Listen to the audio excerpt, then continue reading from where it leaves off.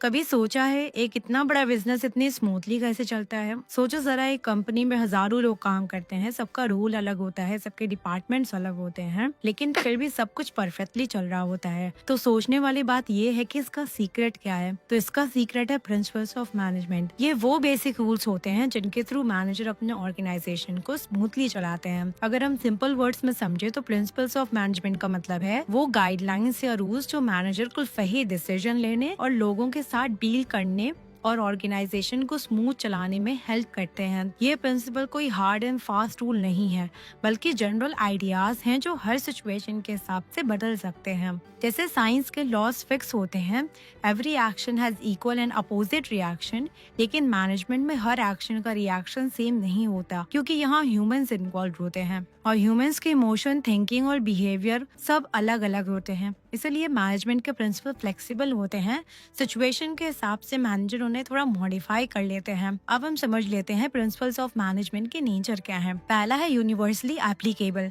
Management के principal हर type के organisation में यूज हो सकते हैं, चाहे स्कूल हो, हॉस्पिटल हो या कोई बड़ी कंपनी। हर जगह लोग होते हैं, काम होता है और कोऑर्डिनेशन चाहिए होता है, इसीलिए ये प्रिंसिपल यूनिवर्सली एप्लीकेबल है। बस डिफरेंस इतना होता है कि हर जगह इनका यूज अलग अलग तरीके से होता है। दूसरा है जनरल गाइडलाइंस। ये प्रिंसिपल एक डायरेक्शन या गाइड देते हैं मैनेजर को, बट ये रेडीमेड सोल्यूशन नहीं देते। हर प्रॉब्लम अलग होती है, इसलिए मैनेजर को अपनी सोच और सिचुएशन के हिसाब से इन्हें अप्लाई करना पड़ता है। तीसरा है formed by experience and experimentation. देखो, मैनेजमेंट के प्रिंसिपल कोई एक दिन में किसी ने लिख के बना दिए ऐसे नहीं होते। ये एक्सपीरियंसेस और एक्सपेरिमेंट से स्लोली डेवलप हुए हैं। मतलब अलग अलग मैनेजर ने अलग सिचुएशन में काम किया, उन्होंने ऑब्जर्व किया कि कौन सा मेथड काम करता है और कौन सा फेल हो जाता है। फिर उनके एक्सपीरियंसेस और प्रैक्टिकल टेस्ट के बेसिस पर ही मैनेजमेंट के प्रिंसिपल क्रिएट किए गए। चौथा है फ्लेक्सिबल। ये प्रिंसिपल रिजिड यानी फिक्स नहीं होते, उन्हें सिचुएशन के हिसाब से चेंज किया जा सकता है। अगर एक सिचुएशन में कोई प्रिंसिपल काम नहीं कर रहा तो मैनेजर उसको मॉडिफाई करके अप्लाई कर सकता है। पांचवा है बिहेवियरल इन नेचर। मैनेजमेंट के प्रिंसिपल मशीन्स के लिए नहीं, इंसानों के लिए बने हैं, इसलिए ये ह्यूमन बिहेवियर को समझने में हेल्प करते हैं। ये बताते हैं कि एम्प्लॉयज के साथ कैसे रिलेशन बनाना चाहिए और इन्हें मोटिवेट कैसे करना चाहिए। छठा है कॉजेज एंड इफेक्ट रिलेशनशिप। ये प्रिंसिपल बताते हैं कि अगर आप कोई एक्शन करते हो तो उसका क्या रिजल्ट हो सकता है। अब देख लेते हैं प्रिंसिपल्स ऑफ मैनेजमेंट के इम्पोर्टेंस को। पहला है provide useful insights into reality. Management के प्रिंसिपल रियल लाइफ एक्सपीरियंसेस पर बेस्ड होते हैं। ये मैनेजर को बताते हैं कि अलग अलग सिचुएशन में कैसे रिएक्ट करना चाहिए। जब कोई प्रॉब्लम आती है, फॉर एग्जांपल एम्प्लॉयज के बीच मिसअंडरस्टैंडिंग हो या काम डिले हो रहा हो, तो मैनेजर इन प्रिंसिपल्स के थ्रू समझ पाता है कि उस सिचुएशन को लॉजिकली कैसे हैंडल करे। दूसरा है optimum use of resources. Her business या ऑर्गेनाइजेशन के पास लिमिटेड रिसोर्सेज होते हैं, जैसे टाइम, पैसा, लोग और मटेरियल। मैनेजमेंट का प्रिंसिपल सिखाते हैं कि कैसे इन रिसोर्सेज का बेस्ट और सिस्टमैटिक यूज किया जाए ताकि वेस्ट ना हो और आउटपुट ज्यादा मिले। तीसरा है मीटिंग चेंजिंग एनवायरनमेंट रिक्वायरमेंट्स। आज का बिजनेस वर्ल्ड बहुत फास्ट चेंज हो रहा है। न्यू टेक्नोलॉजी, न्यू ट्रेंड्स और नई कस्टमर एक्सपेक्टेशन। मैनेजमेंट के प्रिंसिपल्स मैनेजर को ये समझाते हैं कि चेंज के साथ अपने वर्किंग स्टाइल और सिस्टम को अपडेट करना जरूरी है। चौथा है help in thoughtful decision making. Her manager को हर दिन कई डिसीजन लेने पड़ते हैं, किसको कौन सा काम देना है, कैसे करवाना है और किस ऑर्डर में। प्रिंसिपल्स ऑफ मैनेजमेंट हेल्प करते हैं मैनेजर को गेस वर्क के बजाय लॉजिक और रीजनिंग से डिसीजन लेने में। जैसे अगर किसी कंपनी को डिसाइड करना है कि नए वर्कर्स हायर करें या पुराने को ट्रेन करें, तो मैनेजर कामली सोचता है कि कौन सा ऑप्शन कंपनी के लिए ज्यादा बेनिफिशियल होगा। पांचवा है फुलफिलिंग सोशल रिस्पॉन्सिबिलिटी। बिजनेस सिर्फ अपने प्रॉफिट के लिए नहीं होता, वो सोसाइटी के लिए भी रिस्पॉन्सिबल होता है, क्योंकि वो सोसाइटी के रिसोर्सेज यूज करता है, जैसे लैंड, वाटर, पीपल्स और इलेक्ट्रिसिटी। मैनेजमेंट के प्रिंसिपल ये इंश्योर करते हैं कि ऑर्गेनाइजेशन अपने प्रॉफिट के साथ साथ सोसाइटी का भी ख्याल रखे, जैसे पोल्यूशन ना करना, क्वालिटी प्रोडक्ट बनाना और फेयर ट्रीटमेंट करना। अभी तक हमने ये समझा कि मैनेजमेंट के प्रिंसिपल हमें डायरेक्शन देते हैं और ये बताते हैं कि मैनेजर को हर सिचुएशन में कैसे काम करना चाहिए ताकि ऑर्गेनाइजेशन स्मूथली चले।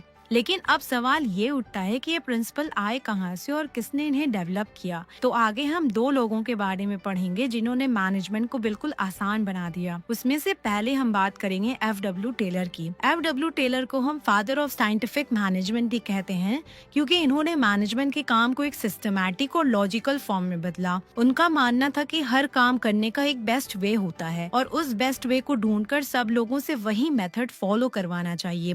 इसी थॉट के बेसिस पर टेलर ने अपना कॉन्सेप्ट दिया जिसका नाम है साइंटिफिक मैनेजमेंट।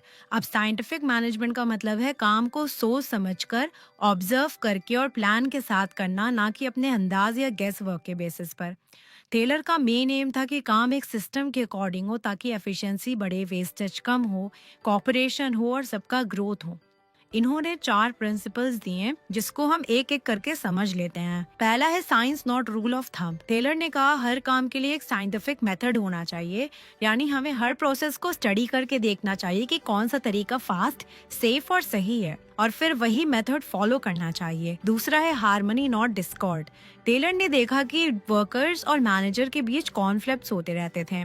वर्कर सोचते थे कि मैनेजर उनसे ज्यादा काम करवाते हैं और मैनेजर सोचता था वर्कर्स मेहनत नहीं करते। टेलर ने कहा अगर दोनों एक दूसरे के खिलाफ रहेंगे तो कंपनी कभी आगे नहीं बढ़ पाएगी। इसलिए उन्होंने सजेस्ट किया कि मैनेजर और वर्कर के बीच समझ और पीस होनी चाहिए, दोनों एक दूसरे को सपोर्ट करें और एक टीम की तरह काम करें। तीसरा है कॉपरेशन नॉट इंडिविजुअलिज्म। टेलर का तीसरा प्रिंसिपल कहता है कि मैनेजर और वर्कर के बीच कॉपरेशन यानी मिलजुल कर काम करना होना चाहिए, कॉम्पिटिशन नहीं। मैनेजर को वर्कर्स के सजेशन लेने चाहिए और उनके एफर्ट्स को अप्रिशिएट करना चाहिए। साथ ही वर्कर्स को भी सिंसियरली अपना बेस्ट देना चाहिए। चौथा है development of workers to their greatest efficiency and prosperity. Taylor कहते हैं कंपनी तभी सक्सेसफुल हो सकती है जब उनके वर्कर्स ट्रेन्ड और स्किल्ड हो। इसलिए ऑर्गेनाइजेशन को अपने एम्प्लॉयज के डेवलपमेंट पर फोकस करना चाहिए, उन्हें ट्रेनिंग देनी चाहिए, उनके लिए राइट टूल और एनवायरनमेंट प्रोवाइड करना चाहिए ताकि वो फुल एबिलिटी के साथ काम करें।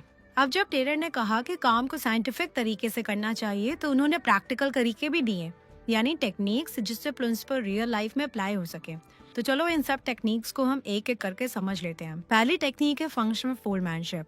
टेलर का मानना था कि एक इंसान सब कुछ परफेक्टली नहीं कर सकता, इसीलिए उन्होंने काम को 2 पार्ट्स में बांटा, पहला प्लानिंग डिपार्टमेंट और दूसरा प्रोडक्शन डिपार्टमेंट, और दोनों डिपार्टमेंट में उन्होंने अलग अलग एक्सपर्ट्स रखे। तो चलो सबसे पहले हम बात कर लेते हैं प्लानिंग डिपार्टमेंट की। प्लानिंग डिपार्टमेंट का काम था ये डिसाइड करना कि काम कैसे, कब और किस तरह से होगा।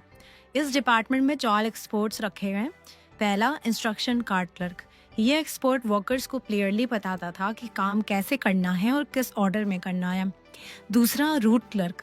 ये एक्सपर्ट बताता था कि काम का प्रोसेस किस रूट से चलेगा, पहले कौन सा स्टेप फिर कौन सा, ताकि कोई कंफ्यूजन ना हो। तीसरा टाइम एंड कॉस्ट क्लर्क। ये डिसाइड करता था कि एक काम में कितना टाइम और कितना पैसा लगना चाहिए, मतलब काम टाइमली और बजट में हो।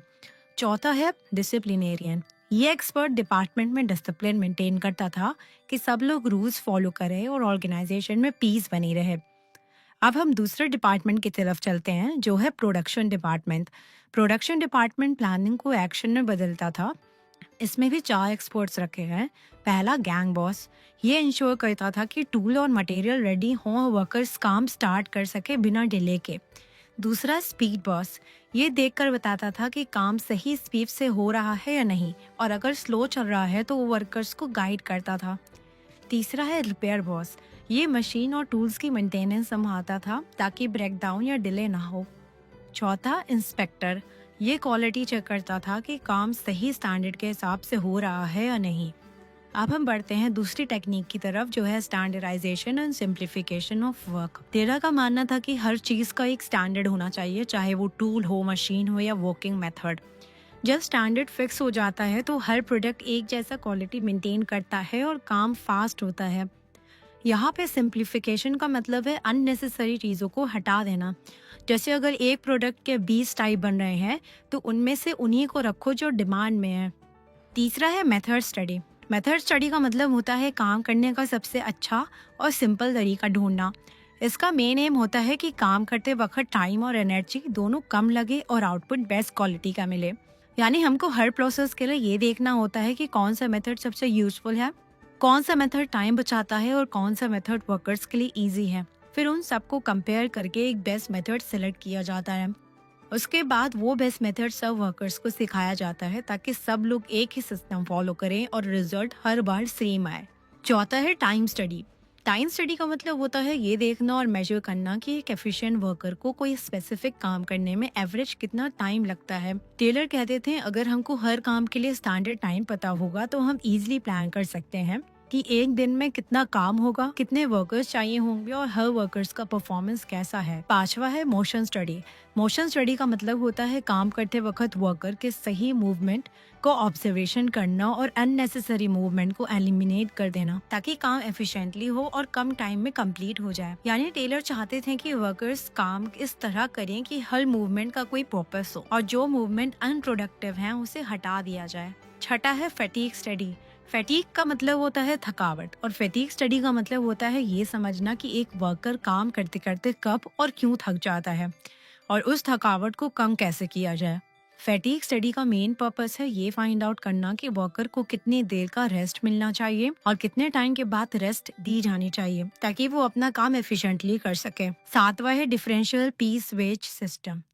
डिफरेंशियल पीस वेज सिस्टम का मतलब होता है अलग अलग वर्कर्स को उनके परफॉर्मेंस के हिसाब से अलग अलग पेमेंट देना। यानी जो वर्कर फास्ट और एफिशिएंटली काम करता है उनको ज्यादा पैसा मिलना चाहिए और जो काम कम करता है उसको कम पैसा मिलना चाहिए।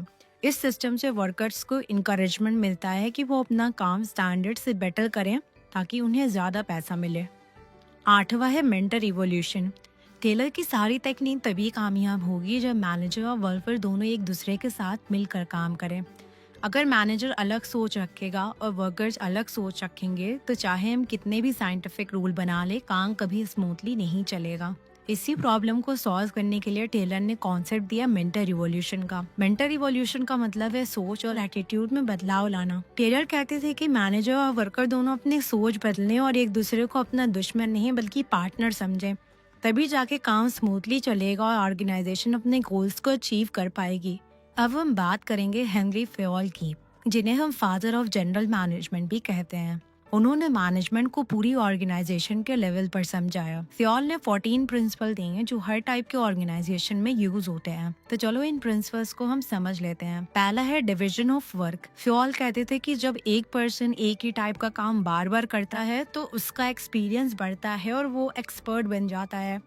जैसे अगर एक स्टूडेंट हर दिन ड्राइंग करे तो वो ड्राइंग में परफेक्ट हो जाएगा। वैसे ही ऑर्गेनाइजेशन में काम को छोटे छोटे पार्ट्स में डिवाइड करना चाहिए और हर पर्सन को वही काम देना चाहिए जिसमें वो एक्सपर्ट हो। दूसरा है अथॉरिटी एंड रिस्पॉन्सिबिलिटी। अथॉरिटी का मतलब होता है डिसीजन लेने की पावर। रिस्पॉन्सिबिलिटी का मतलब है काम करने की जिम्मेदारी लेना। फ्योल का कहना था कि अथॉरिटी और रिस्पॉन्सिबिलिटी दोनों हमेशा बराबर होनी चाहिए। अगर मैनेजर के पास सिर्फ पावर है तो वो उन पावर का मिसयूज करेगा और अगर उसके पास सिर्फ ड्यूटी है लेकिन पावर नहीं है तो वो कोई काम नहीं कर पाएगा। इसलिए अथॉरिटी और रिस्पॉन्सिबिलिटी बराबर होनी चाहिए। जब दोनों बराबर होती हैं तभी ऑर्गेनाइजेशन प्रॉपरली काम करती है। तीसरा है डिसिप्लिन। डिसिप्लिन का मतलब होता है रूल्स फॉलो करना, रिस्पेक्ट दिखाना और अपना काम ऑनेस्टली और टाइम पर करना। यानी ऑर्गेनाइजेशन के हर पर्सन चाहे मैनेजर हो या वर्कर हो सबको कंपनी के रूल्स, रेगुलेशन और ऑर्डर को सिंसियरली फॉलो करना चाहिए। चौथा है unity of command. Unity of command का मतलब होता है कि हर एम्प्लॉय को सिर्फ एक सुपीरियर से ही ऑर्डर मिलना चाहिए। फ्योल ने कहा था कि एक वर्कर या एम्प्लॉय के ऊपर एक ही बॉस होना चाहिए जिससे वो इंस्ट्रक्शन ले और जिसको वो अपना काम रिपोर्ट करे। अगर एक एम्प्लॉय को एक से ज्यादा सुपीरियर्स ऑर्डर देंगे तो वो कंफ्यूज हो जाएगा और उससे समझ नहीं आएगा कि वो पहले किसका ऑर्डर माने और किसका ना माने। इससे ऑर्गेनाइजेशन में मिसअंडरस्टैंडिंग, डिले और कॉन्फ्लिक्ट्स बढ़ जाता है। इसलिए unity of command principle management के लिए बहुत जरूरी है। पांचवा है unity of direction. Unity of direction का मतलब है सब लोग एक ही गोल के लिए एक ही डायरेक्शन में काम करें। फ्योल कहते थे कि अगर एक ग्रुप के लोग एक ही टाइप का काम कर रहे हैं तो उन्हें एक ही प्लान के अंदर और एक ही लीडर के अंदर काम करना चाहिए।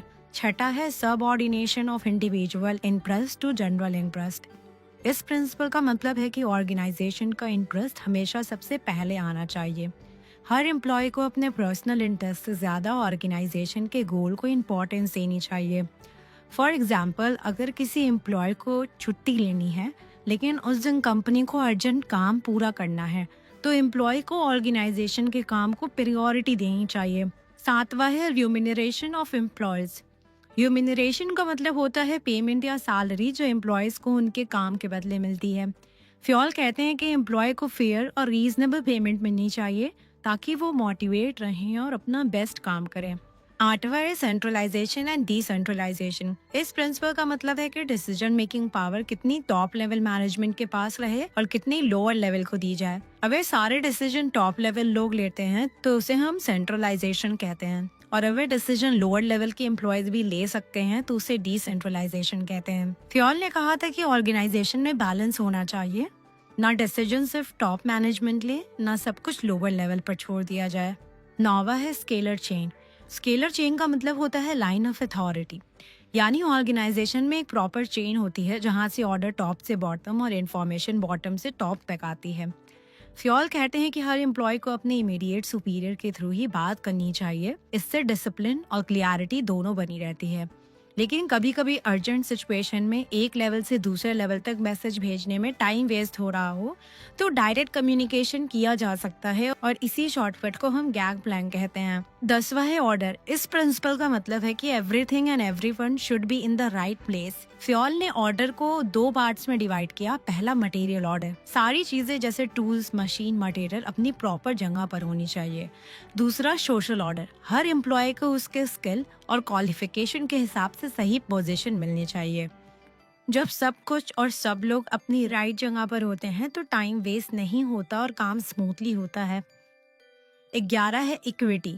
फ्योल कहते हैं कि हर मैनेजर को अपने एम्प्लॉयज के साथ फेयर और काइंड रहना चाहिए। सबके साथ इक्वल ट्रीटमेंट होना चाहिए, ना फेवरेटिज्म और ना डिस्क्रिमिनेशन। जब मैनेजर सबको रिस्पेक्ट और जस्टिस देता है तो एम्प्लॉयज खुश, लॉयल और मोटिवेट रहते हैं। 12 है स्टेबिलिटी ऑफ पर्सनल। इस प्रिंसिपल में फ्योल कहते हैं कि एम्प्लॉयज को अपनी जॉब में सिक्योरिटी और स्टेबिलिटी मिलनी चाहिए। अगर वर्कर्स को बार बार चेंज किया जाता है या उनकी जॉब सिक्योर नहीं होती तो वो अनकंफर्टेबल फील करते हैं और उनकी एफिशिएंसी कम हो जाती है। लेकिन जब एम्प्लॉयज को लगता है कि उनकी जॉब सेफ है तो वो ऑर्गेनाइजेशन के साथ लॉन्ग टाइम तक जुड़े रहते हैं। 13 है इनिशिएटिव। फ्योल कहते हैं कि मैनेजर को एम्प्लॉयज को अपने आइडियाज और सजेशन देने का मौका देना चाहिए। जो वर्कर्स अपने आइडियाज शेयर करते हैं तो उनमें कॉन्फिडेंस और क्रिएटिविटी दोनों बढ़ते हैं। ऐसे इन्वायरमेंट में एम्प्लॉयज फील करते हैं कि उनके ओपिनियंस इम्पॉर्टेंट है और वो अपना काम ज्यादा इंटरेस्ट के साथ करते हैं। 14 है ई स्पिरिट डे कॉर्प्स। ई स्पिरिट डे कॉर्प्स का मतलब है टीम स्पिरिट। फ्योल कहते हैं कि हर ऑर्गेनाइजेशन में टीम स्पिरिट और यूनिटी होनी चाहिए। जब एम्प्लॉयज एक टीम की तरह काम करते हैं, एक दूसरे को सपोर्ट करते हैं, तब उनका मोटिवेशन और एफिशिएंसी दोनों बढ़ते हैं। तो बस इसी के साथ हमारा ये चैप्टर खत्म होता है। अगर आपको ये वीडियो पसंद आई हो तो अपने दोस्तों के साथ इस वीडियो को शेयर कर देना। आगे भी और एनिमेटेड वीडियोस आएंगी तो सब्सक्राइब करना मत भूलना। मिलते हैं नेक्स्ट वीडियो में नेक्स्ट चैप्टर के साथ। तब तक के लिए अपना ख्याल रखना। बाय।